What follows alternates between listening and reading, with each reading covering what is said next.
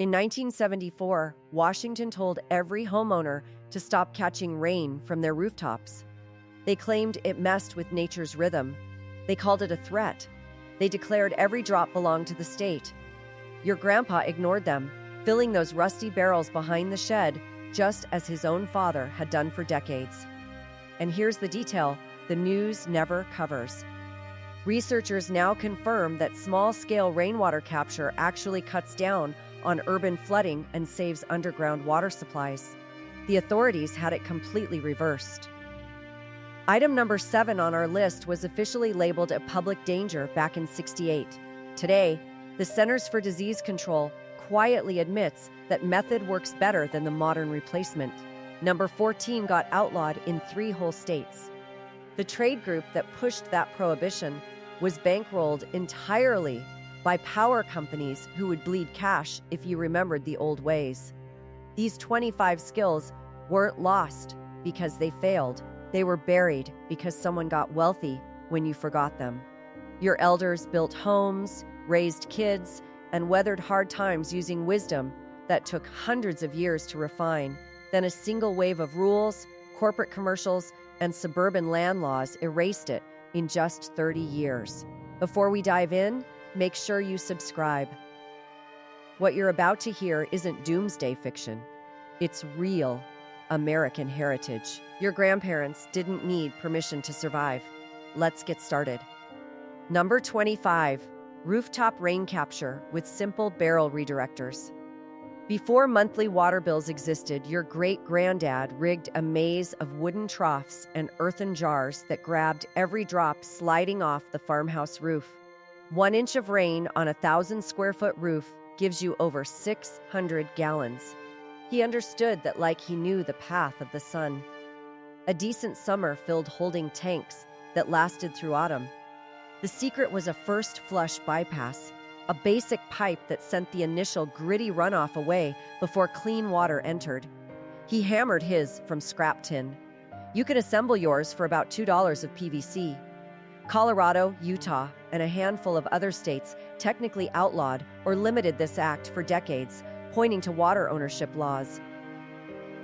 But in 2016, Colorado quietly allowed up to 110 gallons. Utah followed. Those restrictions are falling apart because the method works and always has. A home that collects rain for yard watering slashes outdoor water use by 40%. Your granddad never needed a research paper to prove that. He just remembered a dry August and a full cistern. Number 24, the underground root pantry. No electricity, 0 refrigeration expense, steady 35 to 40 degrees all year long simply by scooping out 8 feet into a hillside. Your grandma kept carrots, turnips, potatoes, apples, and home-canned jars in a hand-dug cellar that held food stable from October to May without a single watt. The trick was moisture control. Pack root veggies in damp sand. Hang dried herbs from the ceiling beams. Keep apples far from everything else because they release ethylene gas and speed ripen your other crops. She knew this. Every farm wife knew this. A well-made root cellar keeps produce for 6 to 8 months with 0 running cost.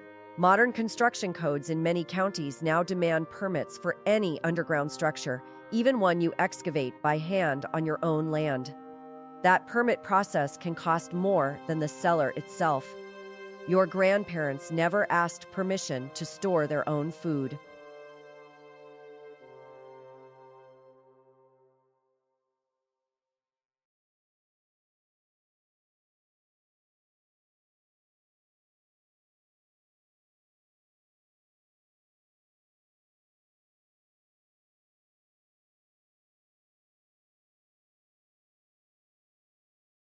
Number 23, open pollinated seed saving.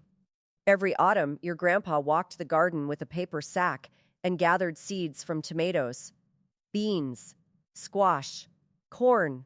He spread them on old newspapers, let them dry for 2 weeks, then tucked them into labeled envelopes in a cool, dry spot. The next spring those seeds sprouted and grew true, identical to the parent plant, because they were open-pollinated types bred over generations. By 1970, seed companies had started quietly swapping open-pollinated varieties for F1 hybrids that produce sterile second-generation seeds. By 1990, small regional seed firms were being bought out at a rate of dozens per year. Today, a tiny group of corporations controls over 60% of the global commercial seed supply. Planting patented GMO seeds and saving them for replanting is technically a federal crime. Your granddad never needed a license to grow food from his own harvest. Seed libraries now exist in all 50 states specifically to keep this knowledge alive. Use them. Number 22. Backyard livestock processing. In 1952, if your family raised hogs, you butchered them yourself in November when the cold set in. A 250-pound pig gave you hams, bacon, sausage, lard, cracklings, head cheese, and blood pudding. The whole neighborhood showed up. Everyone worked. Nothing went to waste. Municipal laws began banning backyard slaughter in the 60s and 70s, supposedly for cleanliness. But inspectors rarely visited commercial slaughterhouses where conditions were truly awful. Those rules targeted small producers who were direct competition to industrial meat packers. The method your grandpa used, one accurate shot or a captive bolt followed by immediate bleeding, is actually the most humane and sanitary option available. More than a dozen states still explicitly permit small-scale personal use slaughter. Check your local laws. The skill is worth keeping. Number 21. Lard as your only cooking fat. First major shift. When Crisco launched in 1911, Procter & Gamble spent what today would equal millions of dollars convincing Americans that their hydrogenated cottonseed oil was purer, safer, and more modern than lard. They hired home economists. They printed cookbooks. They donated to churches. They didn't tell you that hydrogenation creates trans fats. The FDA finally banned trans fats completely in 2018 after decades of proof linking them to heart disease. Your grandma rendered her own lard from pig fat in a heavy pot on the back of the wood stove. She strained it into crocks, and it kept for months at room temperature. Lard from pasture-raised pigs holds significant vitamin D.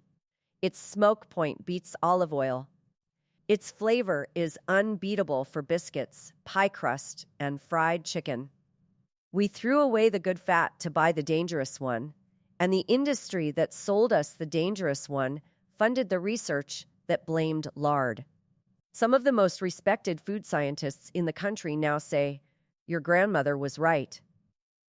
Gray water, that's the water going down your sink after washing dishes. It has a little soap and some food bits, and it's not truly dangerous. Our grandparents often ran it straight to the garden through a simple pipe, and the fruit trees didn't care where the water came from. Federal and many state rules classify gray water differently from black water, which is toilet waste. For decades, local codes often lumped them together, forcing all household water into the municipal sewer. In drought-prone states, that meant perfectly usable water got treated, chemically processed, and pumped back at huge energy cost. Arizona led the way in legalizing simple gray water systems in 1994, and California followed. The trick your grandparents used, a simple three-way valve and a perforated pipe buried in the garden, is now legal in most Western states when done correctly. It can cut outdoor water use in half and costs under $30 to install. Number 19, the smoke shack. Every farm had one. A small wooden or stone building where hams, bacon slabs, sausages, and fish hung from iron hooks over a smoldering fire of hickory or applewood. Cold smoking below 90 degrees preserved meat through chemical action, smoke depositing antimicrobial compounds directly into the flesh. Your great-granddad's smoke shack kept pork edible for a full year without refrigeration. Building codes now demand permits for any permanent outdoor structure. Fire rules restrict open burning in most counties. Some health departments have declared home-smoked meats a prohibited food for resale, but on your own property, for your own family, the practice remains legal in most places. The technique is precise. You need a separate firebox connected by a pipe so the smoke cools before hitting the meat. You need hardwood, not softwood, which gives off toxic resins. You need a thermometer. Your grandpa learned this from his father and could do it in his sleep. That knowledge nearly died with his generation.